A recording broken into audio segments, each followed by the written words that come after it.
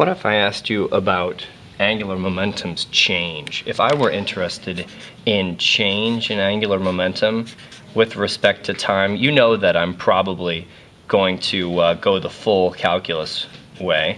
The full calculus way is going to be dl dt. Now that means I need to take a derivative d dt of what L is. And we said that L, what was L? It was like I don't know, R times P or something? Yeah, but it was also I times omega. Angular momentum is I times omega. If we assume that I is a geometric thing having to do with our object, then we're going to be able to pull this out of the derivative and say that it doesn't change while the thing might be changing its angular momentum. So we're going to say that changes in rotation rate would change the angular momentum of a system.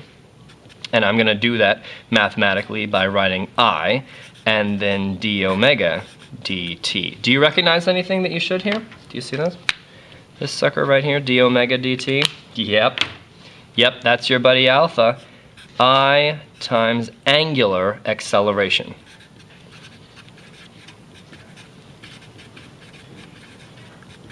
Now, let's write this equation. It says that the derivative of angular momentum with respect to time is I times alpha. And I've got some equations that you should know that look very similar to this.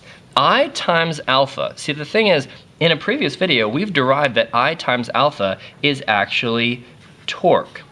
And I want to call to your attention, these are all vectors. I could put a vector hat here. I'll do them in pink so that they seem to be a little bit separate because I don't need to focus on that right now. All of those vectors right there. Okay. Would you recall that force is very similar? Force is linear mass times linear acceleration. And there's an equation that looks like this. What's the linear analog for angular momentum? Yeah, that's pretty obvious. That's the change in linear momentum. dp dt. And in fact, these are Newton's laws. Fully. Newton's second law for rotations and linear motion. Now you've got them. Any questions? Just ask.